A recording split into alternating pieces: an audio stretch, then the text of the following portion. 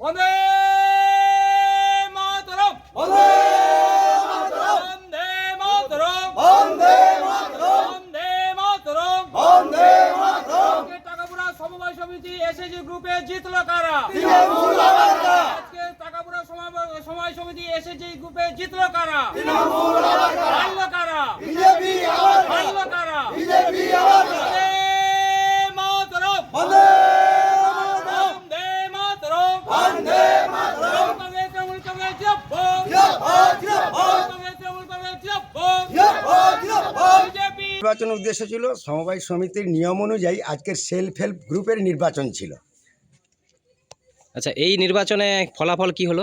এই নির্বাচনে ফলাফল আমাদের ৭৯ জন ভোটার আমাদের তৃণমূল কংগ্রেসের শ্যামলী মান্না তৃণমূল কংগ্রেসে দাঁড়িয়েছিল। উল্টো দিকে বিজেপির প্রতিদ্বন্দ্বী করার জন্য নমিতা বেরা শাসমল দাঁড়িয়েছিল।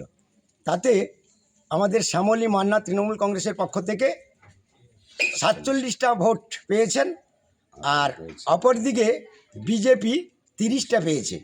আমরা 17টা ভোটে আমাদের প্রার্থী সহ আমরা জয়লাভ করেছি। আচ্ছা, এই জয়কে আপনারা কিভাবে দেখছেন? আগামী দিনের ভবিষ্যৎ এই রাজ্যে মমতা ব্যানার্জির মুখ উজ্জ্বল করবে। আচ্ছা, আজকের যে এই সমবায় সমিতির নির্বাচন, এই নির্বাচনটা কি উদ্দেশ্যে নির্বাচন? এই নির্বাচনটা আমাদের মূল লক্ষ্য ছিল, কারণ আমাদের সঙ্গে যারা বেইমানি করে, যারা গাদ্দার হয়, তাদের বিরুদ্ধে জনগণকে সমবেত করে একটা নির্বাচন করা। কারণ গত ডিসেম্বরে নির্বাচন হয়েছিল আমাদের ডেলিগেট নির্বাচনে, তাতে 22 হয়েছিল।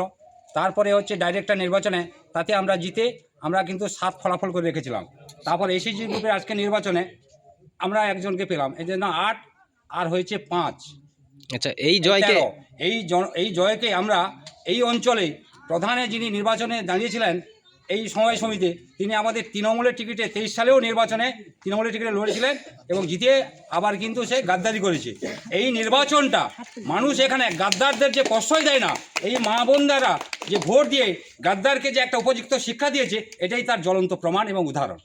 এই জয়কে আপনারা দল তৃণমূল কংগ্রেস হিসেবে কিভাবে তৃণমূল দেখছেন? কংগ্রেসে এই আমদাও 2 নম্বর অঞ্চলে আমাদেরকে অনেক কথা গাদ্দারদের জন্য শুনতে হয়, কিন্তু গাদ্দারদের যে আমরা সাপোর্ট করি না, আপামর জনগণ যে সাপোর্ট করে না, আগামী দিনে এই গ্রাম পঞ্চায়েত এবং নন্দীগ্রাম 2 নম্বর ব্লক তৃণমূল কংগ্রেস কমিটির সদস্য হয়ে আমি বলছি যে আমরা এই অঞ্চলে আগামী দিনে কোনো গাদ্দারকে রাখবো না এবং বিরোধীকে আপাতত চোরদেরকে আশ্রয় দেবে না এই আমদাও 2 নম্বর অঞ্চলে অতি সাধারণ মানুষ।